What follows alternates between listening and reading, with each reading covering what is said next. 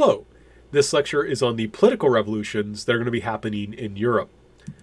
So, as kind of review, we're going to talk about how the Protestant Reformation is going to lead to the rise of centralized states. So what happens is, and this is kind of review from History 121, but don't worry if you didn't take that class. That's why we're having the review. There was a desire to reform corruption within the Catholic Church, which will lead eventually to what we call the Protestant Reformation.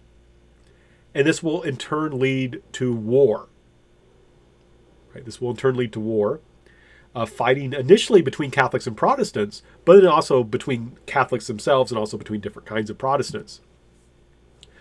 What's going to happen is states will begin to establish control over the various churches that they have, and there will usually be one state, one church. So if someone were to ask, well, who won the wars of religion, the Protestants or the Catholics, then I would say the government won. Because whereas there had been one church that was very powerful and could oppose state leaders, after the Protestant Reformation with these wars of religion, what's going to happen is, because leaders have the ability to choose what religion they want to be in, right? The king can change his religion if he wants to. That makes him, in a sense, more powerful than the church. And so there's kind of competition to win the ruler's favor. That's going to make him more powerful because now you have a religious choice, right? You know, you're going to go Catholic, you're going to go Protestant. So states will establish control over the churches. That will give them more wealth, more resources. Often churches were quite wealthy, had a lot of land. And they will also become better at collecting taxes, right? The reason for this is because they need them for wars, right? As war breaks out, whichever side is better at raising taxes is going to be able to field a bigger and better equipped army, right? So you're going to have this competition among states in these wars, and whichever state is better at collecting taxes is going to is probably going to win the wars. So states who can do this well absorb smaller states. And so what's eventually going to happen is you'll have the development of these centralized governments that are really good at collecting taxes, which they then use to wage war. And if you're bad at that, you're going to get conquered and added to someone else's state. So we're going to have fewer states, fewer governments in Europe, but the ones that still exist are going to be bigger and more powerful. And there's going to be kind of two major centralized states. Right? And a big part of this section is understanding the differences between these two states and why one is going to end up essentially becoming the most powerful version. But remember, by centralized state, I mean a state in which you have a central government, which is very powerful, more powerful than local governments, and is able to extract resources in the form of taxes usually from its population very well, and use those to build up a central army, which will be used to go out and conquer and things like that. Now, the first of these two centralized states that I think we can think of is those of Louis XIV and France, right? Louis XIV is often called the Sun King. And it's kind of interesting to think of him calling himself that. That's him depicted, by the way, as Apollo. He was also very Catholic, but he liked to present himself as a Greek god, the sun god. And the idea he's called the Sun King because of the glory of his reign. But Louis XIV and his centralized government, was very centralized, he's a very powerful king, is what we call royal absolutism. And the government theory was, I can do as I want because I am an absolutist, right? Royal absolutism means the king can do as he pleases, king can do whatever he wants. And if you were to say, hey, king, why do you get to do whatever you want? He would say, because God chose me to be king. I'm God's representative on earth. That's called divine right. So with Louis XIV, and he's just an example, probably the best example, you had this idea of royal absolutism. I can do whatever I want because God chose me, right? Those two ideas, royal absolutism and divine right, go together. In this form of government, most of the people, their job is very simple. They should obey the king and pay taxes, right? The king gets to decide, how those taxes are going to be collected, how much taxes are going to be collected, and how they're going to be used. But royal absolutism, your job as a person, as a subject to the king, is to obey and to pay your taxes. Why? The king gets to do what he wants because God chose him to do. So very few people then actually have a say in government in France. The people who do have a say, and I do want to be careful, it's not that the king can do whatever he wants, but he has a huge amount of power. And the only other people who have power are very few in number, and these are usually mostly the upper nobility and important church leaders. So the preponderance of power in royal absolutism goes to the king. Very few people have a say in the government. Like I say, mostly people in the nobility and mostly church leaders, but certainly not your average everyday people like you and me.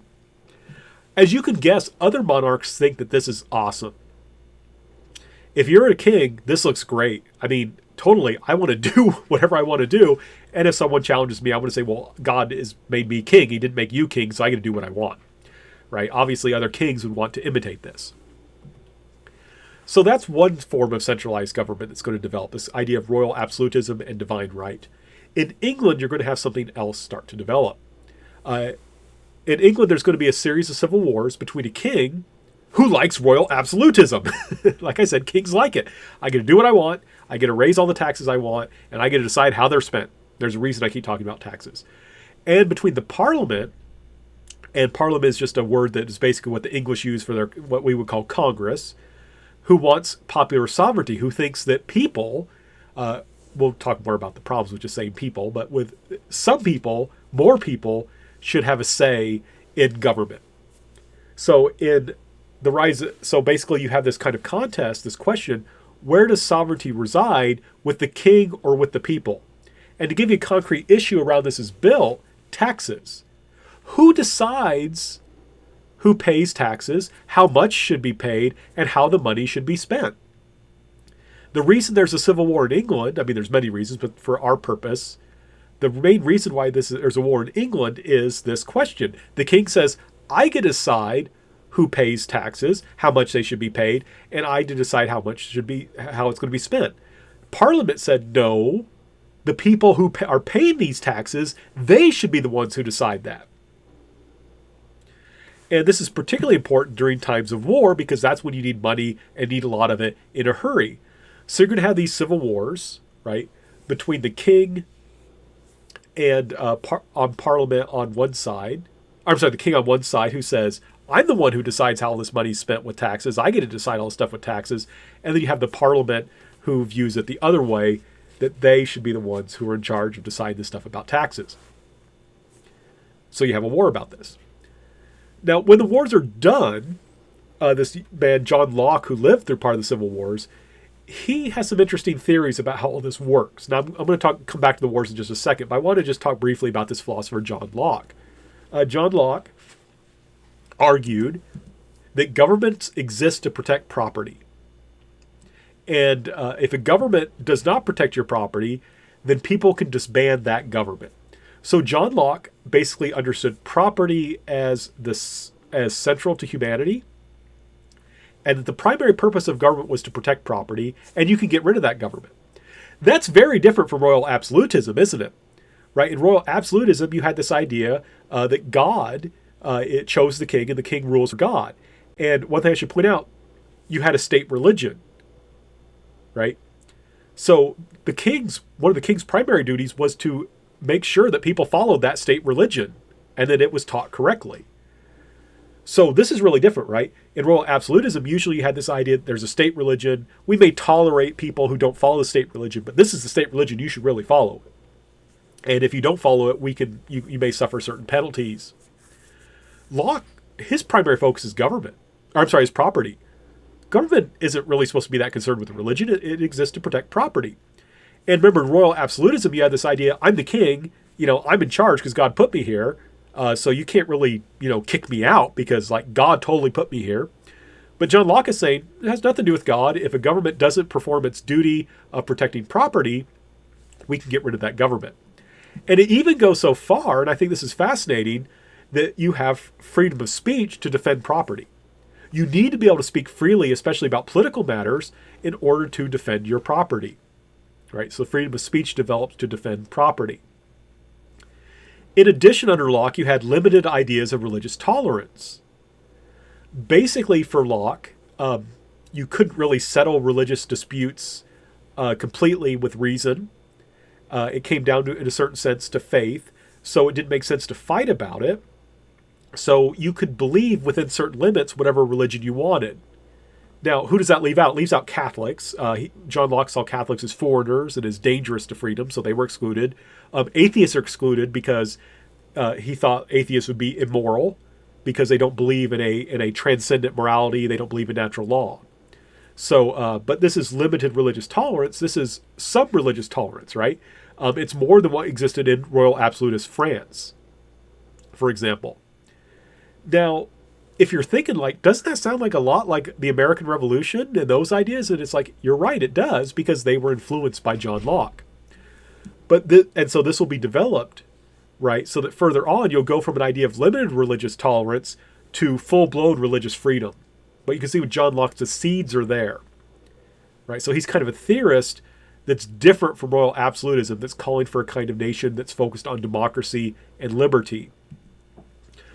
So now, again, it's tricky talking about English democracy, but basically what happens is Parliament is going to win, right? You had this Royal Absolutist king who is going to fight the Parliament over these issues of taxes, and Parliament wins. And even though Locke lives most of his life in rights after the Civil War, his ideas will become dominant, right? His ideas that sovereignty comes not, and this is Parliament's ideas, sovereignty does not come from the king. Sovereignty, the right to rule, comes from the people, right? Sovereignty comes from the people. The king is under the law. The king can't say, oh, God chose me, I can do all this stuff I want to. No. Sovereignty does not come from God so much. It's tricky in English theory, legal theory. But sovereignty ultimately comes not up from God down, but up from the people. Right? Sovereignty comes from the people. In this case, it's kind of located in Parliament as the speaker for the people. What does this mean in concrete terms? More people have a say in how government collects and spends taxes. Right? More people have a say in how the government collects and spends taxes. It's not just the king deciding, hey, this is how we're going to do it. And in particular, what's going to happen is Parliament will be dominated by merchants. People who are interested in the government creating a favorable business environment because, hey, it benefits them, but they would argue, and to a large extent correctly, that it benefits the country. So more people are going to have a say in how government collects and spends taxes. No, these are all going to be property-owning men. Women are not going to be included in this, and poor men are not going to be included. But the key thing is here, if we compare it to Royal Absolutism, more people are going to have a say in how government collects and spends taxes. In addition, you'll have some freedom of speech. So Locke's ideas are going to be developing here. What does this all mean? It means conflict can be resolved through compromise. It means greater stability. What do I mean by that? Well, if you don't like Louis XIV and what he's doing, if you don't like a Royal Absolutist government, you can ask them, you can say, would you please stop, with these taxes, they're too heavy. And the king may say, nope, I need the money, I'm taxing you anyway. At that point, all you can do is rebel, which can cause instability, right? The idea of democracy is you get conflict out in the open, so instead of having to fight or have a civil war or rebellion to resolve problems, you can come up with a compromise that everyone can live with, when it works correctly. Democracy doesn't always work, unfortunately. But the idea is that we can resolve conflict through compromise. This leads to greater stability. This is key. By getting our problems out there, instead of having a civil war or a revolution or a coup, we can deal with them. We can have a compromise that everyone can live with.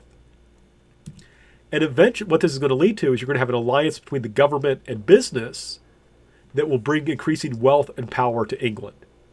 Right? Democracy is able to bring stability. It leads to people being on the government's team and willing to work with the government because they are, in a sense, the government. So this is increasingly going to bring wealth and power to England and to more and more people, but still not all, right? Because poor men, women are excluded from this.